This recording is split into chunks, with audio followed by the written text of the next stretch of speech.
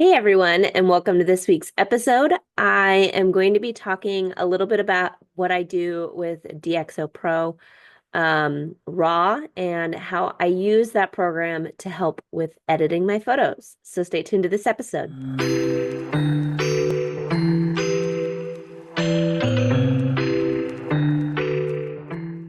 All right, welcome back. About 6 or 7 months ago, I was introduced to a editing program that I really like.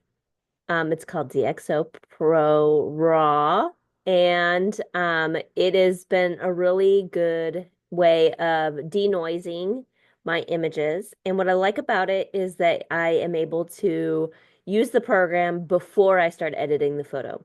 So I just wanted to show you a little bit about how I use that program and what it does to my photographs. All right, so the first thing I'm going to do is I'm going to open up a picture in my Adobe Lightroom catalog. I already have one loaded here. This is a hummingbird that I photographed in Ecuador back in July.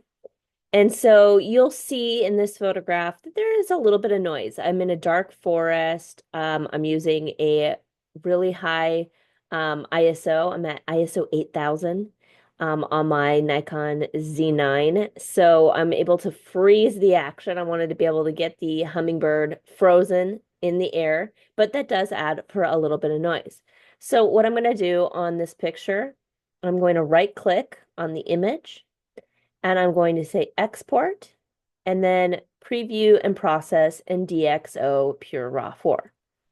So you'll see it's going to take that image and it um, is going to bring it all the way into another program. All right, so you'll see now that we've opened up DxO PureRAW 4, and this is where we will do the editing for that. Okay, so you'll see it's showing you a comparison from one side to the other.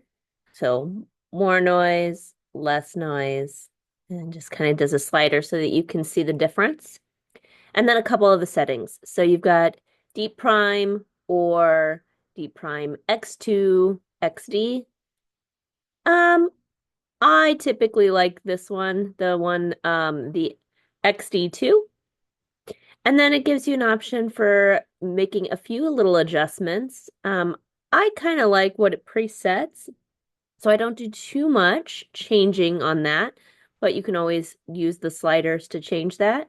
It's gonna give you some optical corrections and then an output for formatting. So whether or not you want just a JPEG, the TIFF, or the DNG, that's the raw file, and they always want the raw file so that I can edit it in Lightroom after the fact.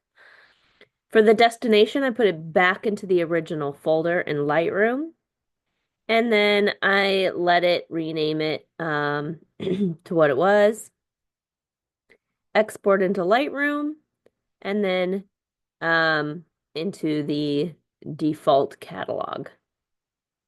And then I push process. So it's that easy.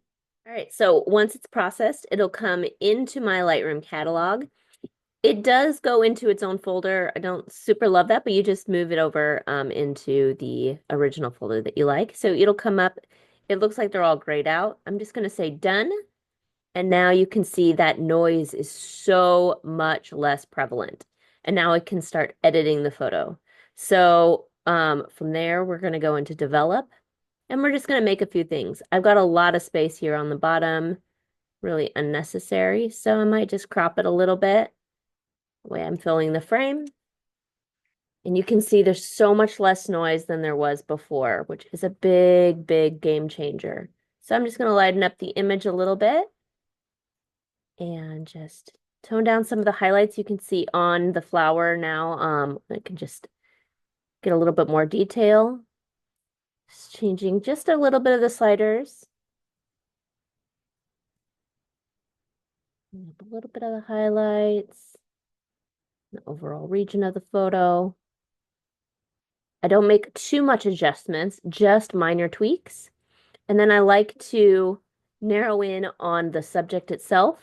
So we're just going to get the hummingbird selected. going to detect that. Now, it also detected the flower. We don't want that. So I'm just going to, oops, sorry. I'm going to go back to the mask and I am going to subtract the flower and I'm just going to use a brush. See how that red is disappearing. And we're just going to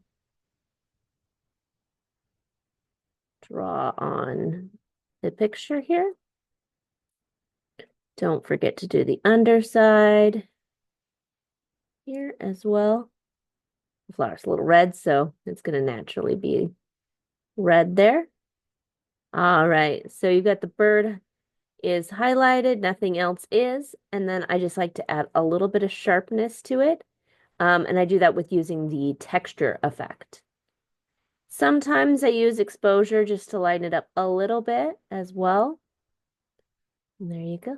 And that's all I'm doing. So you can see I went from that to this. It's minor adjustments, but it is a big deal in the end. And that is how I use DXO PureRAW 4 to make my images just that much better.